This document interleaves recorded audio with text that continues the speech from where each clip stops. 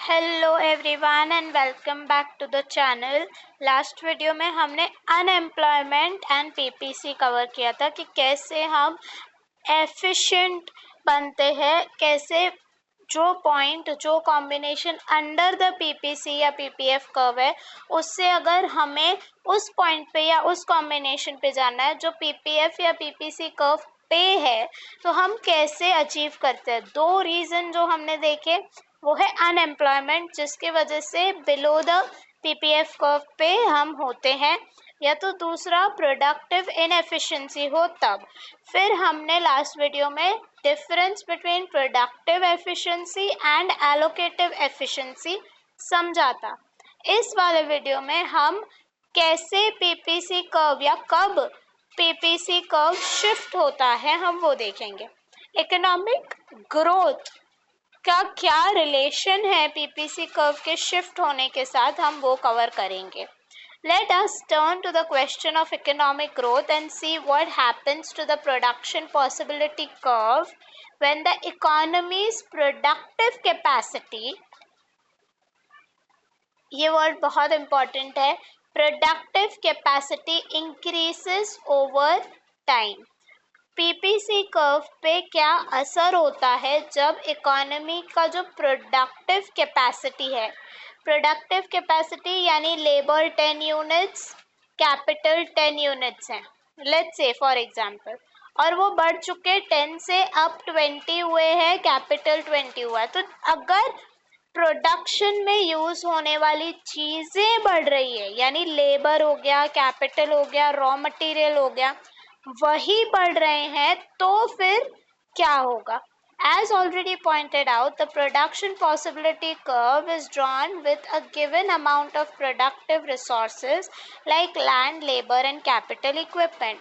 तो PPC curve पे अगर आप कोई भी कॉम्बिनेशन पे हो, जैसे हमने एक पीपीसी कर्व देखा जिसमें A B C D E points थे, तो अगर आप उस कर्व के किसी भी पॉइंट पे हो तो उसका मतलब ये है कि आप सारे रिसोर्सेज फुल्ली एम्प्लॉय कर रहे हो, यानी जितना प्रोडक्टिव रिसोर्सेज अवेलेबल है, लैंड, लेबर, कैपिटल अवेलेबल है, उनको आप फुल्ली यूटिलाइज कर रहे हो। Now if the productive resources, यही प्रोडक्टिव रिसोर्सेज जो हैं लैंड, लेबर, कैपिटल, वो अगर बढ़ जाते हैं, समझो लैंड एरिया नया मिल गया आपको, लेबर पॉपुलेशन बढ़ गया, कैपिटल मशीनरी न्यू मशीन्स बनने लगी, तो अगर प्रोडक्टिव रिसोर्सेज ही बढ़ गए, then the production possibility curve will shift outward and to the right, showing that more of both goods can be produced than before. अब हम नई जो एक्स्ट्रा लेबर, अभी नए लेबर आए हैं उनको एम्प्लॉय करके, या नया कैपिटल जो भी आया है उसको एम्प्लॉय करके, नए लैंड एम्प्लॉय करके, हम एक्स एंड वाई दोनों के जो क्वांटिटी है वो बढ़ा सकते हैं, प्रोडक्शन जो है वो बढ़ा सकते हैं। So we will shift like this, क्योंकि इस पॉइंट पे हम ऑलरेडी जितने भी लेबर, लैंड, कैपिटल था वो यूज कर रहे थे, अब वही लैंड, लेबर एंड कैपिटल ही बढ़ चुके हैं। तो जब वो बढ़े हैं तो आप अभी इस कर्व से इस कर्व की तरफ शिफ्ट हो जाओगे। Further, when the economy makes, so ये फर्स्ट रीजन है प्रोडक्शन पॉसिबिलिटी कर्व शिफ्ट होने का, जब प्रोडक्टिव रिसोर्सेज यानी फैक्टर्स ऑफ प्रोडक्शन खुद बढ़ जाते हैं या इनपुट्स खुद बढ़ जाते हैं, तो आप दोनों गुड्स एक्स एंड वाई, जो भी गुड्स आप लेते हो एक्स एंड वाई एक्सिस पे, वो दोनों गुड्स आप बढ़ा सकते हो टुगेदर, या तो आप कह सकते हो पहले से ज़्यादा प्रोडक्शन कर सकते हो। सेकेंड रीज़न शिफ्ट होने का है प्रोग्रेस इन टेक्नोलॉजी। जो भी गिवन टेक्नोलॉजी है, let's say old traditional technology से आप मॉडर्न टेक्नोलॉजी पे आए, तो when economy makes a progress in technology, that is when the scientists and engineer discover new and better ways of doing things, production possibility curve will shift to the right and will indicate the possibility of producing more of both the goods. इसका मतलब है जैसे technology बढ़ेगी आप बेहतर वे में अच्छे तरीके से प्रोडक्शन कर सकते हो, ज़्यादा प्रोडक्शन कर सकते हो, जिसके वजह से पीपीसी कर्व शिफ्ट होगा to the right. Technological progress by improving productive efficiency allows the society to produce more of both the goods with a given and fixed amount of resources. Technology progress क्या बताता है? Technology progress हमारे productive efficiency को बढ़ा देता है. जितना भी देखो लैंड, लेबर, कैपिटल, ये सारी चीज चेंज नहीं हुई, सिर्फ टेक्नोलॉजी चेंज हुई है. तो टेक्नोलॉजी चेंज होने के वजह से अब वही लेबर जो है ज़्यादा अच्छे क्वांटिटी में या ज़्यादा क्वांटिटी में एक्स एंड वाई कमोडिटीज़ बना सकता है. तो this is what is technology progress. Technology progress क्या करता है? प्रोडक्टिव एफिशिएंसी को बढ़ाता है ताकि दोनों कमोडिटीज ज़्यादा बन सके. इस वजह से आपका पीपीसी कर्व शिफ्ट होता है. From the above it follows that when supplies of resources यानी आपके inputs वो इंक्रीज होते हैं और an improvement in technology occurs, the PPC curve shift outward from PP two P. जो ये कर्व है उससे यहाँ पे शिफ्ट होगा. In the figure production possibility curve. Okay, the economy can produce more goods than on the possibility curve PP. अब वो ज़्यादा अमाउंट पे प्रोडक्शन कर सकता है compare to this curve.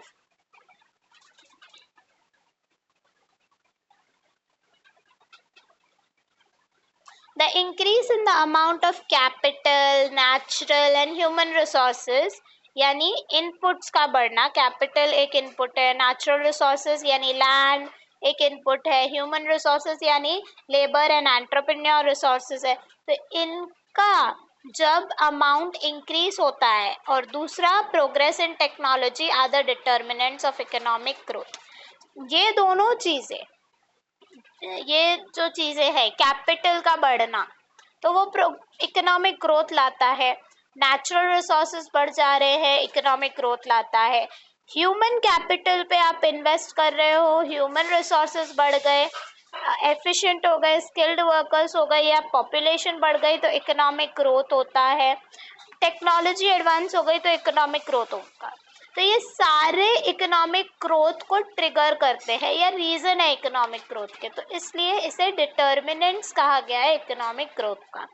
Thus with growth of the economy, तो हम indirect way में क्या कह रहे हैं कि जब ग्रोथ होगी इकोनॉमी में इन किसी भी रीजन के वजह से तब इकोनॉमी का production possibility curve outward shift होगा. It is very important to understand the distinction between movement of the economy from a point inside the PPC to a point on such as U. तो हमने last video में देखा था कि अगर आप below the point हो तो आप U पॉइंट से पीपीसी कर्व की तरह जाते हो. इन दोनों का डिस्टिंक्शन समझना. कौन सी चीज़ का? एक तो movement from below the curve to the curve, क्योंकि आप दोनों यहाँ पे भी आप बोल रहे हो दोनों का एक्स एंड वाई दोनों कमोडिटीज़ का क्वांटिटी बढ़ा सकते हैं. जब शिफ्ट होता है तभी भी आप मोर प्रोडक्शन कर सकते हो. तो कंफ्यूजन ना हो तो डिस्टिंक्शन क्लियर होना चाहिए कि जब आप बोलते हो मूवमेंट फ्रॉम पॉइंट बिलो या point inside the PPC to the PPC तब आप क्या बोल रहे हो. और दूसरा movement of the economy from one PPC to another, यानी यहाँ से आप यहाँ पे जा रहे हो तो उसका मतलब क्या है. दोनों केसेस में आप एक्स एंड वाई दोनों कमोडिटीज बढ़ा सकते हो. In both these cases national product और the output of goods and services will increase. दोनों केसेस में आउटपुट बढ़ रहा है एक्स एंड वाई का, क्लॉथ एंड व्हीट का. बट फॉर्मर यानी यू से इनसाइड द कर्व से कर्व की तरफ जा रहे हैं इन्वॉल्व्स एम्प्लॉयमेंट या fuller employment of given resources. जो अनएम्प्लॉयड थे उनको एम्प्लॉय किया है, इस वजह से हम पीपीसी कर्व में आए। वाइल लैटर यानी इस पॉइंट से दूसरे पीपीसी कर्व पे जा रहे हैं, involves increase in the resources of product और productive capacity.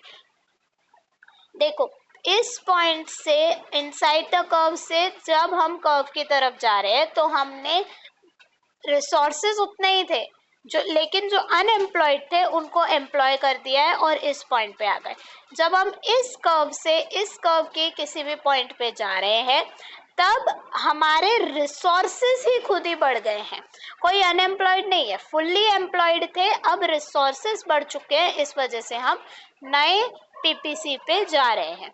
While the first type of movement, जो first type of movement है इनसाइड से पीपीसी की तरफ, is dealt with short run macroeconomic theory, जो ये है उसको डील हम short run macro economic theory के जो मेथड्स है उससे डील करते हैं। वाइल लैटर वाला जो है यानी शिफ्ट इन द पीपीसी, वो थियोरी ऑफ इकोनॉमिक ग्रोथ से हम डील करते हैं, मतलब वो चीज़ें या वहाँ के मेथड्स हम यूज़ करते हैं। The fact that both these movement of the economy, दोनों मूवमेंट में हमारा इकोनॉमी जो है, नेशनल प्रोडक्ट जो है या इनकम जो है वो इंक्रीज हो रहा है, they are likely to be confused with each other, but the two methods are of quite different nature and different type.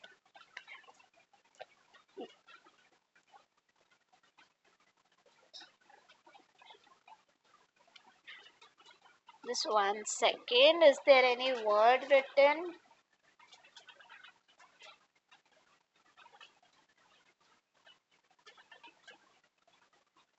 But the two movements are of quite different nature and different types of measures are required to bring them about. तो ये दोनों जो है वो different type के हैं, different nature के हैं। Obviously दोनों national output को बढ़ा रहे हैं, लेकिन एक जो है वो unemployed लोगों को एम्प्लॉय करके पीपीसी पे पहुंच रहा है, दूसरा जो है इकोनॉमिक ग्रोथ के वजह से हो रहा है, तो उनके मेजर्स भी अलग होंगे, उनको डील करने का मेथड भी अलग होगा। When the economy is working at a point below its PPC due to the lack of aggregate demand, as it happens in the time of depression in the free market economies, then those policy measures should be adopted which raise the level of aggregate demand. तो जब हम inside the curve है, you point पे है और you point से हमें PPC curve की तरफ जाना है, उस सिचुएशन में आपका एग्रीगेट डिमांड कम है, there is a lack of aggregate demand, जो कि हमने लास्ट वीडियो में कवर किया है। तो अगर किसी ने लास्ट वीडियो नहीं देखा है सो प्लीज आप देख लीजिए।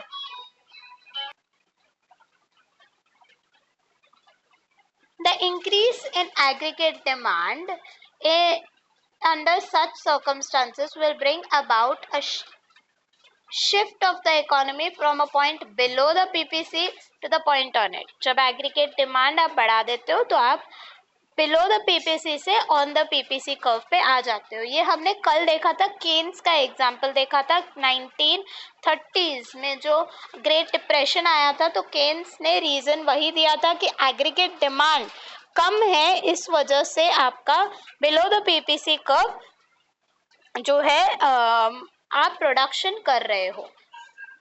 This will mean full employment or full utilization of available labor and capital resources, and as a result, the level of national income, output and employment will rise. ये क्या बता रहा है? ये बता रहा है फुल्ली एम्प्लॉयड जो अवेलेबल रिसोर्सेज है उनको हम फुल एम्प्लॉय कर रहे हैं, और इसके वजह से आपका नेशनल आउटपुट या नेशनल इनकम या नेशनल एम्प्लॉयमेंट बढ़ेगा। And the existing unemployment and underutilization of productive capacity will be removed. और इस वजह से आपका जो अनएम्प्लॉयमेंट की, ऑब्वियसली अनएम्प्लॉयमेंट आप कम कर रहे हो ना, उनको एम्प्लॉय कर रहे हो, और जब आप एम्प्लॉय कर रहे हो तो आपका अनएम्प्लॉयमेंट कम होगा, अंडर यूटिलाइजेशन जो आप प्रोडक्टिव कैपेसिटी का कर रहे थे वो भी कम हो जाएगा या फुल्ली रिमूव हो जाएगा, क्योंकि आप उस पॉइंट पे आ रहे हो जो फुल यूटिलाइजेशन पे, तो रिमूव ही हो जाएगा, अनएम्प्लॉयमेंट जीरो हो जाएगा। Next, on the other hand, when the economy is fully utilizing its given resources, जब वो already full employment level पे है, सारे resources fully employed है and is therefore working at a point on the PPC curve, अगर वो already PPC curve पे है, the increase in the national output and employment cannot be achieved by simply raising aggregate demand. अब अगर आप aggregate demand को बढ़ा रहे हो, सिर्फ एग्रीगेट डिमांड को बढ़ा रहे हो, तो आप इस प्रोडक्शन को या नेशनल आउटपुट को या नेशनल एम्प्लॉयमेंट को बढ़ा नहीं सकते। Under such circumstances, national income and employment can be increased by adopting measures which generate economic growth. अगर आपको एग्रीगेट डिमांड बढ़ाना ही है इस सिचुएशन में, तो इसके साथ साथ आपको इकोनॉमिक ग्रोथ के डिटर्मिनेंट्स में से कुछ चीज़ें बढ़ानी पड़ेंगी ताकि आप नेशनल आउटपुट या नेशनल एम्प्लॉयमेंट को इंक्रीज कर सको। अदरवाइज अगर आप सिर्फ एग्रीगेट डिमांड को बढ़ाते हो तो आपका नेशनल आउटपुट या नेशनल एम्प्लॉयमेंट नहीं बढ़ेगा, क्योंकि आप ऑलरेडी फुल एम्प्लॉयमेंट लेवल पे हो। अगर आप एग्रीगेट डिमांड बढ़ाते भी हो तो और लोगों को तो एम्प्लॉय कर नहीं सकते हम प्रोडक्शन के लिए, तो डिमांड तो उतनी सप्लाई तो उतनी ही रहेगी। Let's say 100 units fully resources employ करने के बाद हम 100 यूनिट्स बना पा रहे हैं किसी भी कमोडिटी का, और डिमांड आप बढ़ा रहे हो, आप कोशिश कर रहे हो 150 का, तो फिर शॉर्टेज हो जाएगा, क्योंकि सप्लाई तो फुल एम्प्लॉयमेंट लेवल पे है, तो फिर शॉर्टेज हो जाएगा, स्केर्सिटी हो जाएगी। These measures aimed at generating economic growth involve stepping up of rate of capital accumulation and making progress in technology. तो जब आप इकोनॉमिक ग्रोथ की बात करते हो तो इकोनॉमिक ग्रोथ जो है वो इन्वॉल्व करता है कैपिटल के अक्यूमुलेशन का। इकोनॉमिक ग्रोथ के जो डेवलपमेंट थियोरीज देखी होंगी आपने, अगर आपने कवर किया तो आपने देखा होगा हर एक जो इकोनॉमिक डेवलपमेंट की बात करते हैं इकोनॉमिस्ट, वो कैपिटल अक्यूमुलेशन की बात करते हैं ज़्यादा, या कैपिटल फॉर्मेशन, कैपिटल अक्यूमुलेशन या टेक्नोलॉजी की बात करते हैं। जैसे शुम्पीटर की थियोरी हो गई, शुम्पीटर जो है वो टेक्नोलॉजी की बात करते हैं। सैमुअल्सन जो है, फिर हैरेड डोमर मॉडल है, वो कैपिटल अक्यूमुलेशन। तो ऐसे अलग अलग जो इकोनॉमिस्ट है वो अपनी थियोरी देते हैं जो बोलते हैं कि कैपिटल अक्यूमुलेशन होना चाहिए, टेक्नोलॉजी में प्रोग्रेस आना चाहिए, जिसके वजह से आप इकोनॉमिक ग्रोथ लाते हो। इकोनॉमिक ग्रोथ के साथ साथ जब एग्रीगेट डिमांड बढ़ता है तो नेशनल आउटपुट एंड एम्प्लॉयमेंट बढ़ेगा and you will have a shift in the PPC curve. So here I conclude कि कब कौन से सिचुएशन में PPC कर्व शिफ्ट होता है, capital formation and economic growth कैसे रिलेटेड है, हम नेक्स्ट वीडियो में कवर करेंगे। Till then you keep watching the journey of understanding economics. Do like the video अगर आपको शिफ्ट इन PPC समझ में आया है। अगर आपका कोई भी कमेंट है, फीडबैक है, या आपको कोई भी डाउट है, आप कमेंट कर सकते हो। Do share this video with your friends and classmates, and if you are new to the channel, do subscribe the channel. अगर आपको मेरे से ऑनलाइन क्लासेस चाहिए तो आप इस नंबर पे व्हाट्सएप कर सकते हो। माइक्रो, मैक्रो, इकोनोमेट्रिक्स किसी पे भी आपको, आपका एग्ज़ाम आ रहा है, आपको थोड़ी बहुत हेल्प चाहिए, समझ में नहीं आ रहा है, तो आप चाहते हो ऑनलाइन क्लासेस के लिए, तो आप इस नंबर पे व्हाट्सएप कर सकते हो, आपका नाम एंड सिलेबस। मैं आपको जितनी जल्दी हो सके रिवर्ट बैक करूँगी। Thank you.